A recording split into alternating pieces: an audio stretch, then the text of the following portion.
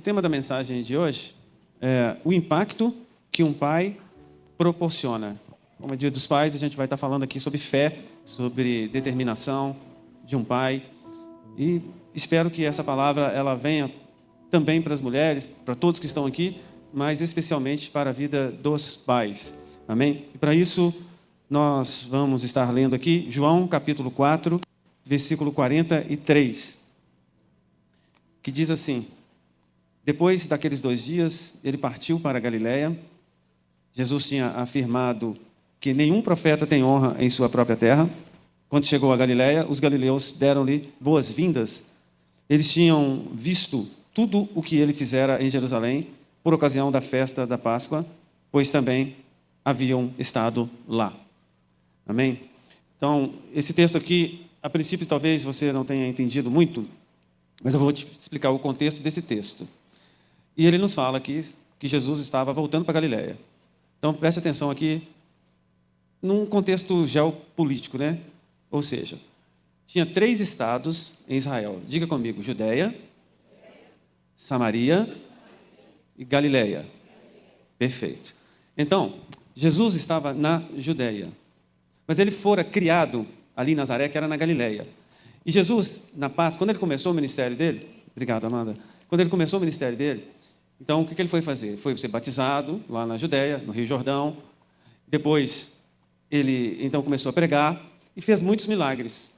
Fez muitos milagres. O primeiro milagre foi na Galiléia, foi em Caná, mas depois ele foi para a Judeia, enfim, fez muitos milagres ali. E aquelas pessoas, elas ficaram impressionadas com os milagres que Jesus fez ali na Judeia. O povo da Galiléia não dava valor para Jesus. Jesus, ele era simplesmente o filho de Maria e de José. Jesus era simplesmente um carpinteiro.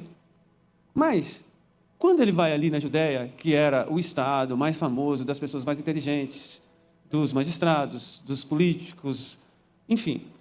E quando ele opera aqueles milagres ali, as pessoas que eram da Galiléia e que estavam lá, vou pedir que as pessoas não conversem, por favor, as pessoas que eram da Galiléia, que estavam ali, o que aconteceu? Elas começaram a valorizar a pessoa de Jesus. Era mais ou menos o seguinte: vamos lá, a gente coloca aqui o Vanderlei, que está aqui na minha frente. O Vanderlei, ninguém dá nada pelo Vanderlei. Só um exemplo, tá, Vanderlei? Ninguém dá nada para o Vanderlei. E o Vanderlei é uma bênção. Tem um congresso lá em São Paulo. É a torre de oração em peso, vai lá para São Paulo. E quem vai também? O Vanderlei. E chega lá, Deus usa tremendamente o Vanderlei.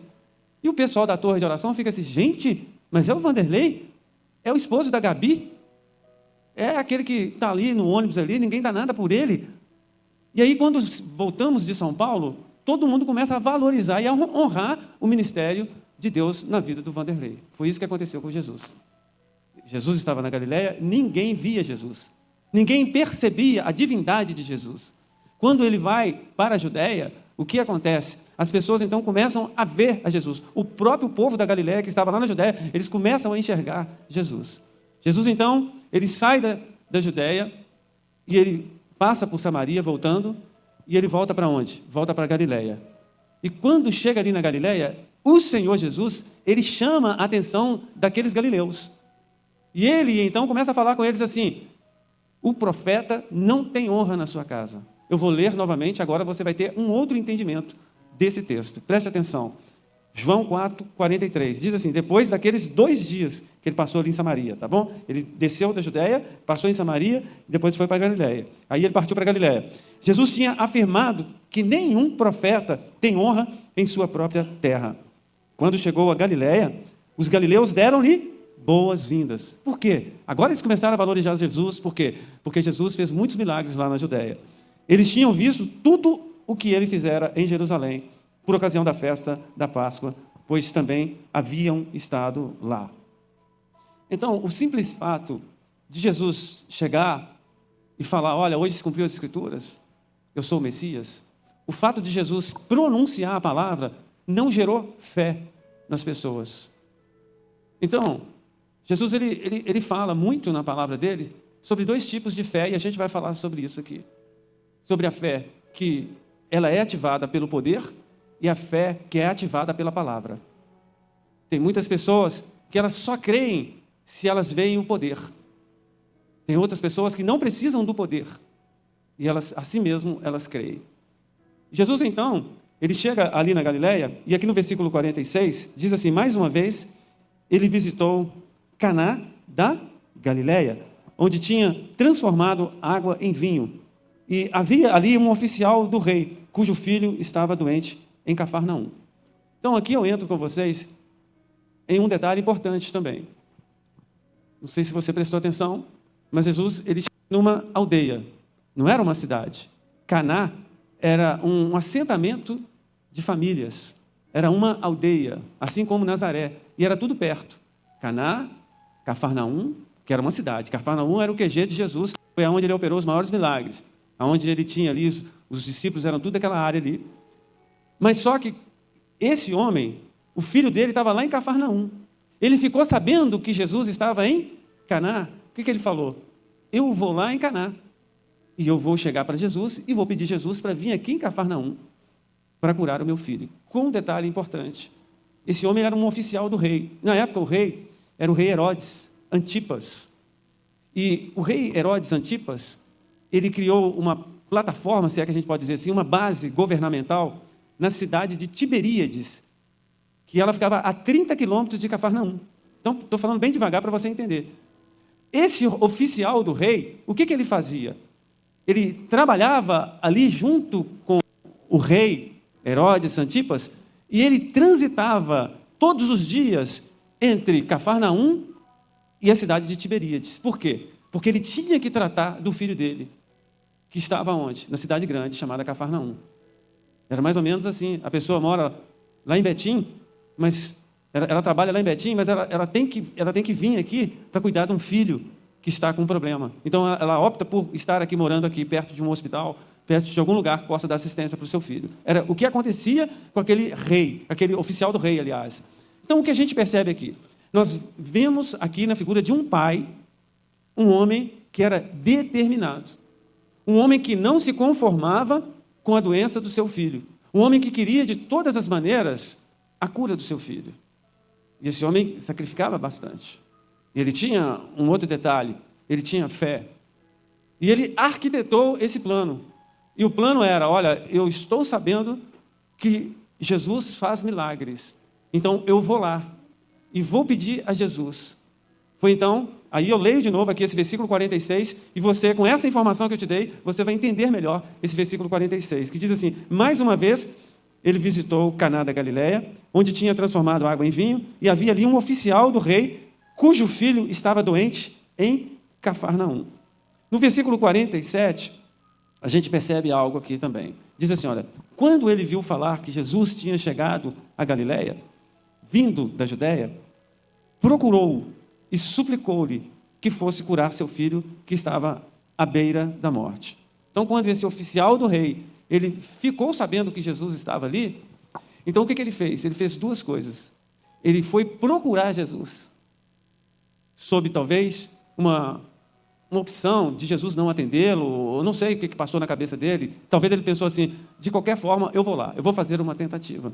E ele foi lá em Caná, e ele foi procurar Jesus, e a segunda coisa que ele foi fazer foi suplicar a pessoa de Jesus. E a súplica, ela é diferente de uma oração convencional. Quando você suplica, você se humilha mais. E nós estamos falando aqui de uma determinada pessoa que era um oficial do rei, muito provavelmente um cidadão italiano. Por quê? Israel estava debaixo do jugo de Roma.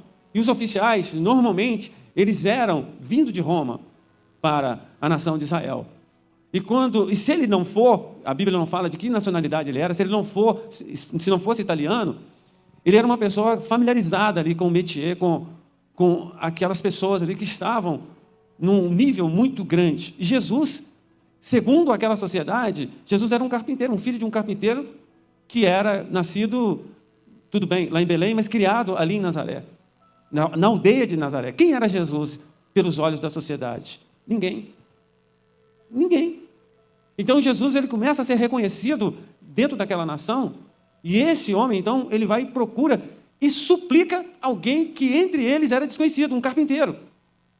Então é como você vê um magistrado, ou quando você vê um político grandão entrando numa igrejinha simples e suplicando a uma pessoa ali uma oração. Então aquele homem se despiu de todo orgulho, de toda prepotência, de toda vanglória. Para quê? Para que o seu filho fosse curado. Ele chegou então em Jesus com esse plano audacioso. Ele falou assim, olha, eu vou procurar Jesus e esse plano vai dar certo. Era o que estava na cabeça dele. Então, a gente pode perceber aqui no versículo 48, que diz o seguinte: disse-lhe Jesus, se vocês não virem sinais e maravilhas, nunca crerão. Então, esse homem que estava com muita expectativa, imagina você, naquele culto, que você cria toda uma expectativa naquele culto. Você fala assim, hoje vai acontecer. Hoje eu estou com uma expectativa de que vai acontecer, é hoje que vai acontecer. De repente, você chega para aquele pastor ali daquele culto e fala assim, pastor, eu estou precisando de uma oração, pastor. E aquele pastor, ele te dá uma tesourada. Qual que seria a sua reação? Talvez você abaixaria a cabeça, colocaria, né, a sua cabeça para baixo, sairia daquela porta e diria assim, eu nunca mais volto naquela igreja. Eu estou totalmente decepcionado com os pastores e com a igreja evangélica. Talvez seria essa a reação de algumas pessoas. E Jesus, ele costumava fazer alguma coisa desse tipo, quando alguém chegava com muita expectativa, ele então provava a expectativa daquela pessoa. E muitas vezes essa prova era com uma pergunta, era com uma exclamação, era alguma coisa desse tipo. Então, quando aquele oficial do rei chega para o Senhor Jesus e fala que ele coloca isso, né? Jesus, então, ele já começa a quebrar aquela expectativa, dizendo o seguinte, olha para você ver, disse-lhe Jesus, se vocês não virem sinais e maravilhas, nunca crerão. Ou seja, o tema da pregação de Jesus, no momento que aquele homem chegou, era um tema que, teoricamente, frustraria o plano dele. Porque Jesus estava, de alguma forma, corrigindo aquelas pessoas que só buscavam sinais. E Jesus vinha fazendo isso, e vamos e venhamos, nós estamos falando aqui do princípio do ministério de Jesus Cristo. E Jesus estava falando isso desde quando ele estava lá na Judéia. Quando você olha essa caminhada, essa trajetória de João capítulo 2, João capítulo 3, João capítulo 4, você vai perceber isso. Muitas pessoas buscavam a Jesus por causa de sinais. E quando você olha aqui João capítulo 2, versículo 23, isso lá na Judéia, antes dele chegar na Galiléia, está dizendo o seguinte, enquanto estava em Jerusalém, na festa da Páscoa, muitos viram os sinais miraculosos que ele estava realizando e creram em seu nome. Aí, você percebe que as pessoas, elas têm a tendência de crer somente quando elas veem os sinais. Somente quando elas veem os milagres, as maravilhas. Sabe aquele culto abençoado, que você sente a unção de Deus, você sente a glória de Deus, aquela paz. E Deus começa a falar lá no seu coração, mas não tem nenhuma manifestação assim, nenhum demônio foi expelido, nenhuma cura assim invisível, nada aconteceu assim, mas foi um culto abençoado. Muitas pessoas às vezes não creem. Elas só creem quando elas sentem um arrepio, elas só creem quando elas têm uma visão. E isso, de alguma forma, é corrigido aqui pela pessoa do Senhor Jesus. Uma certa ocasião, quando um homem de Deus, um profeta chamado Elias, ele estava no fundo de uma caverna, e o anjo chegou para ele, sai para fora que Deus vai falar contigo. E aí ele viu aquele terremoto, ele viu um vento forte, ele viu um fogo, e Deus não estava em nada, nenhum desses lugares. E ele esperando Deus, né, naquele terremoto, e Deus, de repente, desceu aquele vento cicio, aquele vento brando, aquela calma, como está hoje aqui, aquela calma. E aí, nessa calma, Deus se revelou, Deus se manifestou. Deus falou com Elias, Elias, seu ministério não acabou, sai dessa caverna. Você está achando que tudo terminou? Não. Então, muitas vezes Deus fala num vento cicio. E nós queremos o quê? Que aconteça que o pau quebra, que o pastor suba na parede, que desça fogo do céu. Nós queremos ver o quê? Nós queremos ver as pessoas rodopiando. Muitas vezes, as pessoas caindo. Tem alguns pastores que, na ânsia de verem sinais, eles oram para a pessoa tentando derrubar a pessoa para a pessoa cair. Porque aí as outras pessoas vão quererem. Olha a cabeça das pessoas. Isso acontece muito. Teve um dia que uma pessoa estava orando por mim e aconteceu isso. Ela começou a orar por mim e eu falei assim, eu não vou cair. Esse rapaz está pensando que eu vou cair. Vai ter muitos anos isso, tá, irmão? Quando eu falo assim, tem um dia, deve ter mais de uns 15 anos isso, ou mais. E aí, ela foi me empurrando e eu fui indo para trás assim, mas porque eu estava desequilibrado. Acho que o Flávio falou isso outro dia também, né, Flávio? Aconteceu com você também. Então, irmãos, às vezes as pessoas estão na ânsia de verem sinais, de verem coisas assim, sobrenaturais acontecendo, para acreditar que Deus está ali. E não é necessário, a Bíblia me fala que onde estiverem 2 ou mais reunidos no nome de Jesus, ali Ele está. Então aqui, olha, Jesus está aqui. Jesus está aqui, irmãos. E a fé, ela é abstrata, a fé é invisível. E eu preciso crer nessa fé. Então as pessoas estavam vendo sinais e por isso elas criam em Jesus. Não bastava Jesus falar assim, olha, eu sou o Filho de Deus, eu sou o Messias. Não bastava, Jesus tinha que fazer sinais. Porque o judeu, ele é cético. O judeu, ele precisa de sinal. E aí, quando você olha o capítulo 3 desse mesmo livro, ali mesmo, em Jerusalém, você vai perceber o seguinte. Havia um fariseu, João 3:1, diz assim, olha, havia um fariseu chamado Nicodemos, uma autoridade entre os judeus. Ele veio a Jesus à noite e disse, mestre, olha para você ver o papo de Nicodemos. Mestre, sabemos que ensinas da parte de Deus, pois ninguém pode realizar os sinais. Ele estava impressionado com os sinais de Jesus, os sinais miraculosos que estás fazendo se Deus não estiver com ele. Em resposta, Jesus declarou, digo-lhes a verdade, ninguém pode ver o reino de Deus se não nascer de novo. Olha a tesoura aí. Ele chega rasgando seda de Jesus. Mestre, eu sei que tu és Deus, porque ninguém pode fazer esses sinais que tu fazes se isso não vier da parte de Deus. E Jesus meio que muda de assunto. E Jesus então chega para Nicodemos e Nicodemos, deixa eu te contar uma história. O único sinal você precisa. E o sinal que você precisa você precisa nascer de novo. Porque ninguém pode ver o reino de Deus se não nascer de novo. Então, Jesus ele começa a falar com essa linguagem, sabe? Sábia, muitas vezes figurada, e as pessoas não entendem. E o próprio Nicodemos, que era um ministro ali da fazenda, sei lá, um magistrado, não sei o que ele era, e ele então não entendeu a linguagem metafórica de Jesus e falou, porventura, mestre, eu preciso entrar dentro do ventre da minha mãe? Existe esse sinal também? Existe esse milagre também? Eu tenho que entrar dentro da barriga da minha mãe? E Jesus falou com ele, não, é necessário que você nasça da água e do vinho, do Espírito. Então, é importante que a gente entenda o que a Bíblia nos fala sobre sinais. Os sinais, querido, o sinal maior e mais importante, e o que vai gerar fé em você, através da palavra. A palavra. Coloca para mim aí, Romanos capítulo 10, versículo 17. E ali nos fala o seguinte, que a fé, ela vem do ouvir. Aqui, olha, consequentemente, a fé vem por ouvir a mensagem. A mensagem é ouvida mediante a palavra de Cristo.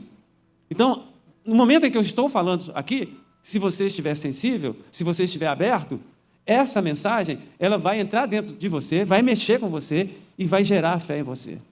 Ao ponto que você vai sair desse lugar com mais fé do que você entrou. Porque é isso que a Bíblia nos fala, Romanos 10, 17. A fé, ela vem do ouvir, e ouvir a palavra de Deus. E é importante a gente entender que muitas pessoas, elas querem o sinal, mas o sinal, ele vem depois da fé, muitas vezes. Olha para você ver o que diz lá em Marcos capítulo 16. Marcos 16, 17, nos fala assim, esses sinais acompanharão os que creem. Então nós não temos que correr atrás de sinal. O sinal é que tem que correr atrás de nós.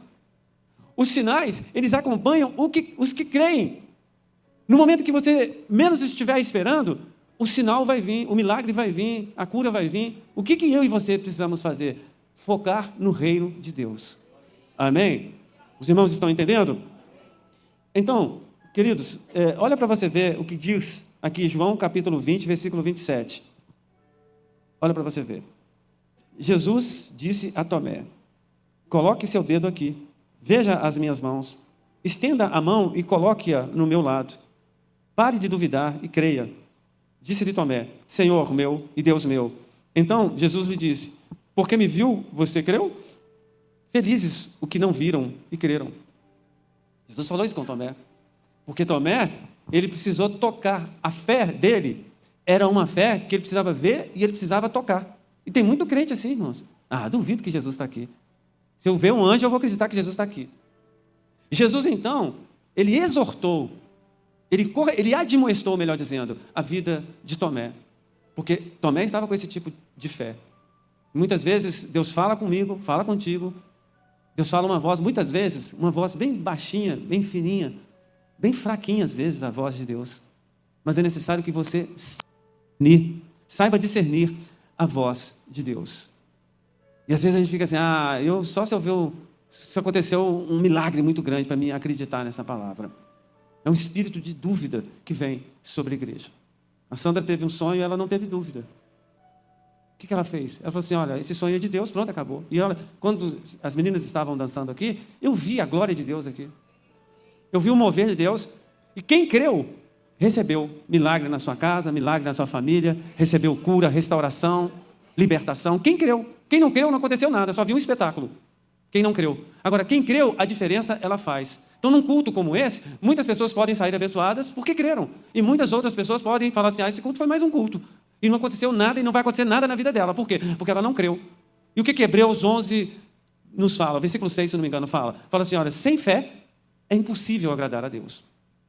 Então, eu e você precisamos crer. Amém? Diz aqui, Hebreus capítulo 11, versículo 1. Ora, a fé é a certeza daquilo que esperamos e a prova das coisas que não vemos. Pois foi por meio dela que os antigos receberam um bom testemunho. Pela fé, entendemos que o universo foi formado pela palavra de Deus, de modo que o que não se vê, o que se vê não foi feito do que é visível. Então, a palavra que sai aqui, ela é invisível. E você consegue discernir qual a diferença desses dois textos? Do texto que nós lemos lá em João 20, 27, de Tomé, e do texto de Hebreus, capítulo 11, versículo 1? Porque Tomé precisou ver para crer. Agora, o escritor de Hebreus, ele falou assim, olha, a fé, ela é a partir do invisível. Todas as coisas que foram feitas e que são visíveis, elas vieram a partir do invisível. Essa é a definição de fé. É a certeza das coisas que você não precisa ver, você não vê. A convicção de fatos que se esperam, que estão no âmbito do futuro. Isso é fé. Amém? Então, existem esses dois tipos de fé. E alguns ficam valorizando tantos sinais, tantos prodígios, tantas maravilhas, e é importante que tudo isso aconteça, mas a minha e a sua fé não pode se condicionar a esses detalhes. Amém? João, voltando àquele texto base, 4:49, diz assim, o oficial do rei disse, Senhor, vem antes que o meu filho morra. Jesus respondeu, pode ir, o seu filho continuará vivo. O homem confiou na palavra de Jesus e partiu. Vocês conseguem entender o que aconteceu aqui? Aquele que saiu de Cafarnaum, que andou cerca de 60 quilômetros, tá? Porque de Tiberíades até Cafarnaum são 30 quilômetros. De Cafarnaum até Caná são 60 quilômetros. E a gente está falando de um tempo que a atração era animal, onde as rodovias eram esburacadas, enfim, era muita coisa lá que não são igual aos dias de hoje. E o que a gente pode perceber aqui, que quando aquele homem chegou ali, era como se Jesus tivesse jogado um balde de água fria nele. Mas ele estava tão quente que aquela água não esfriou. E Jesus, ele tem esse costume. Se você, por exemplo, fizer uma prova com Deus, e um dia você falar assim, Deus, eu quero que o Senhor aumente a minha fé. Aumenta a minha fé. Faz essa oração para você ver. Aumenta a minha fé, Jesus. Sabe o que pode acontecer? Muitas coisas ruins. Pode acontecer. De repente você pode perder o emprego. Aí você começa a murmurar, reclamar. Oh Deus, eu pedi para o Senhor aumentar a minha fé. E Deus está te dando a oportunidade de você crer nele. Mesmo sem emprego, Ele vai te sustentar. Deus te coloca em algumas situações de prova quando você ora. E aqui não foi diferente. Aquele homem, ele veio com uma expectativa, eu vou falar com Jesus e Jesus vai curar o meu filho. E Jesus, então, naquela pregação, ele começa a falar assim, olha, muita gente só crê se vê sinal. Aquele homem podia ir embora, mas não, ele não foi embora. Aquele homem, então, ele continuou o plano dele. Ele falou assim, mestre, eu quero que o Senhor vá lá em Cafarnaum, eu quero que o Senhor cure o meu filho. Ele começou a falar isso com Jesus. E Jesus, tal qual, ele falou com o centurião. Lembra do centurião de Mateus, capítulo 8? Quando o centurião, ele tinha, não um filho, mas um servo. E ele foi até Jesus. E Jesus ia lá para a casa dele, ao contrário. Jesus não estava muito afim aqui, não que ele não tivesse afim. Ele não tinha um propósito, um plano de ir agora lá para Cafarnaum. E naquela ocasião, Jesus ia para a casa do centurião. E o centurião falou assim, Senhor, eu entendo sobre autoridade. E eu estou debaixo de autoridade. E eu estou também sobre autoridades. Eu sei da ordem e eles cumprem a ordem. Então, eu entendo a dimensão da fé. E a fé, ela transcende o lugar, o espaço. Não existe espaço. Não existe distância para a fé. Eu oro aqui para você, é como se eu estivesse orando, colocando a mão na sua cabeça. Se você tiver fé, e se eu tiver fé, você vai receber essa fé. Você vai receber esse milagre. Jesus, então, ele ficou impressionado com aquele centurião, e falou assim, olha, eu nunca vi tamanha fé, nem tão pouco em Jerusalém, aqui em Israel, aliás. E o que eu quero te dizer é que o servo dele foi curado, do centurião. E nesse caso aqui, que não era um centurião, que era um pai que estava com muita vontade de que seu filho fosse curado, e Jesus fala assim, eu não vou orar por você, não. Não vou orar. Pode ir. Agora, com toda sinceridade, com toda franqueza, responda para você. Não precisa levantar a mão e nem precisa falar nada. Responda para você.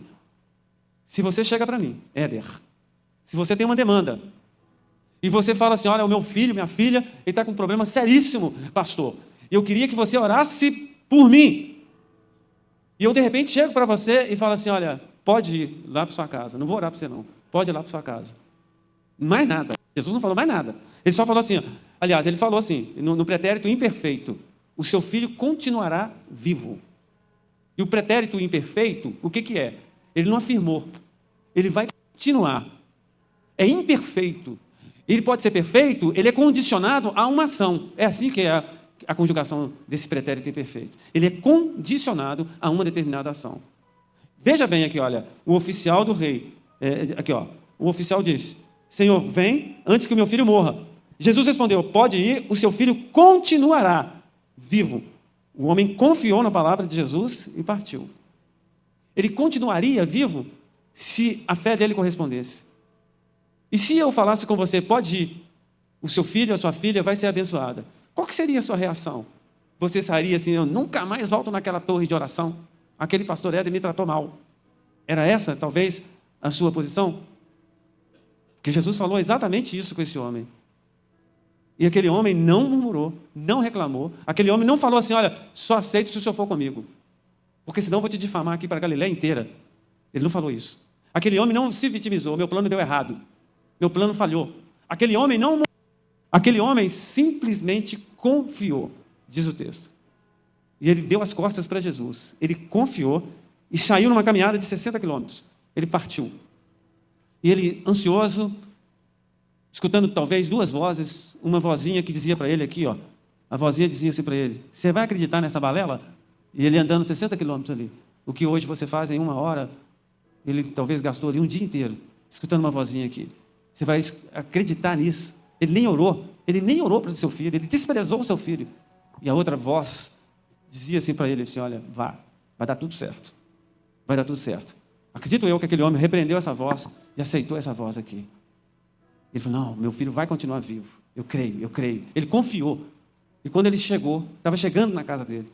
Olha para você ver o que aconteceu. Diz aqui, olha, estando ele ainda a caminho, olha aqui, os seus servos vieram ao seu encontro com notícias de que o menino estava vivo. Quando perguntou a que horas o seu filho tinha melhorado, eles lhe disseram, a febre o deixou ontem, a 13h. Já tinha passado um dia já. Demorou. A febre tinha deixado o dia anterior. Você vê que ele não estava naquele mesmo lugar que Jesus. Então, o que você e eu podemos perceber aqui nesse texto é que a expectativa dele foi correspondida. E eu tenho uma coisa para dizer para você aqui. As crises, muitas vezes, Deus nos permite passar para que elas sejam transformadas em oportunidades. Muitas vezes Deus ele permite momentos ruins na nossa vida para que aqueles momentos, quando Deus restaura, aquilo muda tudo. Você volta melhor, você volta crendo mais. As pessoas que foram atingidas ali, elas vão ser melhores. Eu creio que esse homem se tornou uma pessoa melhor. Eu creio que o filho desse homem se tornou um filho melhor. Eu creio que ele foi um porta-voz do reino de Deus, do Evangelho, esse homem, por causa de um momento de crise que ele viveu. Ele não reclamou. E Deus faz isso. Talvez você veio hoje aqui, num momento de crise, num momento de dificuldade, ou talvez o seu momento de crise, de dificuldade já passou também. Eu estou aqui para te falar, principalmente para você que é pai, que Deus é Deus que restaura. Que Deus é Deus que, se eu e você confiarmos nele, ele vai fazer algo sobrenatural. Você pode falar um amém aí, mais forte aí? Então, o Salmo 50, versículo 14, nos fala o seguinte: ofereça a Deus em sacrifício a sua gratidão. Cumpra os seus votos para com o Altíssimo. E clame a mim no dia da angústia. E eu o livrarei e você me honrará. Olha o que Deus diz para vocês, todos que estão aqui, especialmente para você, pai. No dia da angústia, você clame ao Senhor e Ele não vai te desamparar. Ele não vai. Ele vai te ouvir. E quando fala dia, não fala 24 horas. Dia, esse dia pode ser meses, pode ser anos. Quando você estiver passando pela angústia, clame ao Senhor, não desista, confia no Senhor. E diz aqui no finalzinho, olha, no finalzinho desse salmo, Ele te livrará e você o honrará. É isso que acontece. No versículo 53 de João 4, nos fala o seguinte: então, o pai percebeu, preste atenção que esse versículo é chave hoje aqui nessa pregação. Esse 53, diz aqui, olha, então o pai percebeu que aquela hora fora exatamente a hora em que Jesus lhe dissera, o seu filho continuará vivo. Olha que ele repetiu a frase igualzinha de Jesus, ele prestou atenção na frase. Assim, creram ele e todos os de sua casa. Creu ele e todos os de sua casa. Deixa eu falar uma coisa aqui, eu não estou colocando graus de importância. Tem uma pesquisa, aliás, duas pesquisas, eu vou te falar aqui o nome dos institutos. Né? O primeiro instituto é o Promise Keepers, Instituto dos Estados Unidos, todos os dois. O outro instituto é o Baptist Press, né? Que também é de lá. Esses institutos, eles fizeram a mesma pesquisa. Qual era a pesquisa? Se um filho, se uma mãe ou se um pai se converter. Qual a probabilidade do restante da família se converter? Vocês talvez vão ficar assustados. Eu fiz essa pergunta aqui hoje pela manhã e teve uma pessoa que acertou. Acertou assim incrivelmente. Eu perguntei se ela já sabia dessa pesquisa. Ela falou que não sabia. Ela falou a porcentagem de homens que se convertem e a porcentagem dentro desses homens que se convertem, de famílias que se convertem logo depois. Então, por exemplo, se um filho ele se converte dentro de uma família, é o primeiro que se converteu, a probabilidade daquela família se converter por aquele período, aquele tempo, por um determinado tempo, eu não sei quanto tempo, é de 3%. Se o filho se converter, 3%. Por quê? O filho ele não tem tanta influência sobre aquela família. Se a mulher, ou a mãe, se converter naquela família, a probabilidade de toda aquela família se converter é de 17%. 17%. Se o pai se converte ali, mas eu estou falando de conversão mesmo, sabe o que é converter? É aquela pessoa que coloca medo no inferno, aquela pessoa que ora, que jejua, aquela pessoa que lê a palavra, que vai aos cultos, aquela pessoa verdadeiramente convertida, não é frequentador de culto, não. Estou falando de conversão genuína. Sabe qual a probabilidade daquela família inteira vir para Jesus? 93%. Pasmem vocês. Se um varão, ninguém na família conhece Jesus, e se ele efetivamente conheceu a Jesus, se converteu genuinamente, 93% daquela família voltar-se e se converter para Jesus também. Dada a importância e o poder de impactar que o homem tem. E esse fenômeno, ele é explicado. Paulo explicou esse fenômeno, lá no livro de Efésios. Acompanha comigo o que diz aqui, Efésios capítulo 5, versículo 23. Diz assim, olha, pois o marido é o cabeça da mulher, como também Cristo é o cabeça da igreja, que é o seu corpo, do qual ele é o Salvador. Maridos, amem suas mulheres, assim como Cristo amou a igreja, entregou-se a si mesmo por ela, para santificá-la, tendo-a purificado pelo lavar da água mediante a palavra. Então aqui fala que o homem, ele é o cabeça, não somente da mulher, mas é o cabeça daquela casa. E aí logo em seguida fala, assim como Cristo é o cabeça da igreja. E aí fala como que Cristo é o cabeça da igreja e como que o homem deve ser o cabeça da casa. E Cristo, o que ele fez pela igreja e o que o homem precisa fazer pela casa? Olha para você ver o que Cristo fez pela igreja. Aqui diz esse texto que Cristo, ele se entregou. Então não é o homem se converter de boca, ou como eu falei, de frequentar cultos apenas. É se entregar. A Bíblia nos fala que se você não cuidar dos seus, você não pode cuidar do rebanho de Deus, da igreja de Deus. Então você precisa se entregar, você que é pai. Todos nós, especialmente o cabeça. Aqui está falando do cabeça. Você precisa se entregar à sua família. Não é um cabeça que vive como solteiro. Um cabeça que vive como uma criança, ficando jogando videogame o dia inteiro. É um cabeça que se entrega para a família. É um cabeça que ora, que jejua, que busca, que paga preço pela família. É isso que Jesus fez pela igreja. Olha o que Jesus fez pela igreja. Aqui diz o texto que Jesus, no versículo 26, que Jesus santificou a igreja. Jesus tinha aquele princípio, eu vou influenciar aqueles que estão à minha volta. Eu não vou me contaminar. Eu vou contagiar. Eu vou influenciar, impactar a igreja. Assim você, cabeça, homem, pai, precisa impactar a sua família. E Jesus, o que ele mais fez? Ele purificou pelo lavar da água mediante a palavra. Então, um cabeça, ele precisa da palavra. Ele precisa pregar a palavra. Eu quero falar aqui para vocês o seguinte. Uma certa ocasião, um homem, ele chegou para mim, isso não tem muito tempo, ele chegou para mim e falou assim, eu sou cristão, mas só que eu não vou à igreja. Falei, meu filho, deixa eu te falar uma coisa. Ele tinha 2 filhos, tem 2 filhos. Se não morreu, né? Eu acho que não morreu, tem pouco tempo isso. E esse homem não vai à igreja. Eu falei assim, olha, você tem poder de influenciar pessoas, você é o cabeça. Se você não vai, a sua esposa também, pode ser que ela não vá. Os seus filhos, eles vão olhar para você e vão falar assim, o meu pai não vai à igreja. E você, então, vai ser uma referência negativa para os seus filhos. Porque os nossos filhos são o que nós somos, o que nós ensinamos. E muitas vezes esse ensinamento é por comportamento. Os meus filhos, eu nunca, está ali o Mateus, eu nunca obriguei eles a ir à igreja. Mateus hoje foi lá em casa, dia dos pais, né, Mateus? Me deu um presentinho bonitinho, né? Aliás, 2 presentes. E ele falou uma coisa comigo. Fez uma viagem agora, e uma viagem para um outro povo, vou falar até onde que é aqui, ele foi lá para o Chile agora, foi conhecer a neve e tal. Teve um momento lá, um momento de entretenimento, de lazer.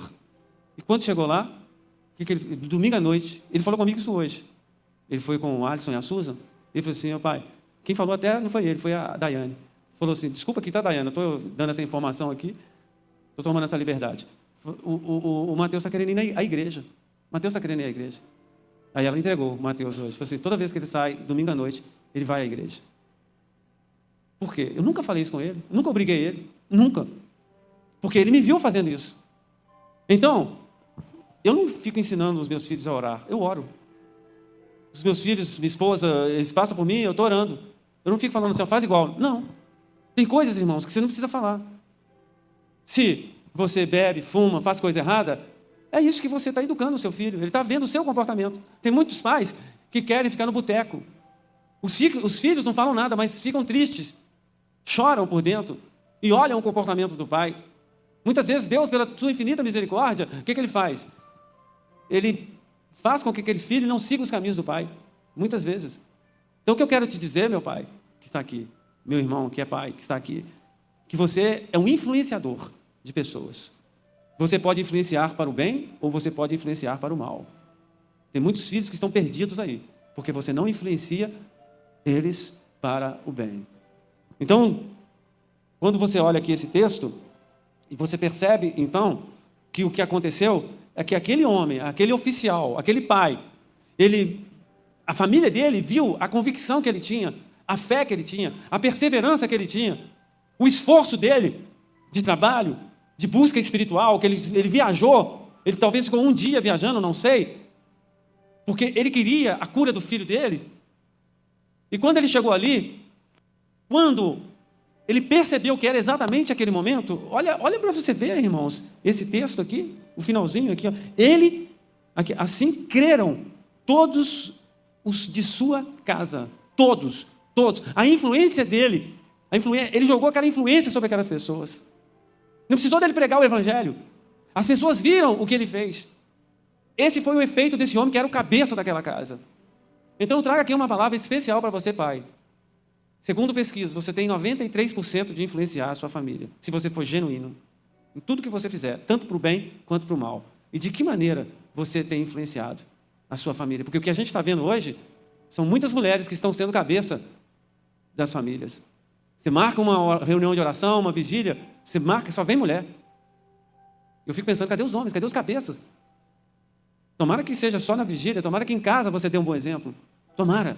Porque o que eu vejo com os meus olhos, eu vejo uma geração de mães que estão sobressaindo sobre os pais. Mas nós, pais, nós precisamos entender o poder que nós temos, que a Bíblia nos deu. O Senhor Jesus nos honrou. E você e eu precisamos entender isso, para que toda a nossa família seja beneficiada. Amém?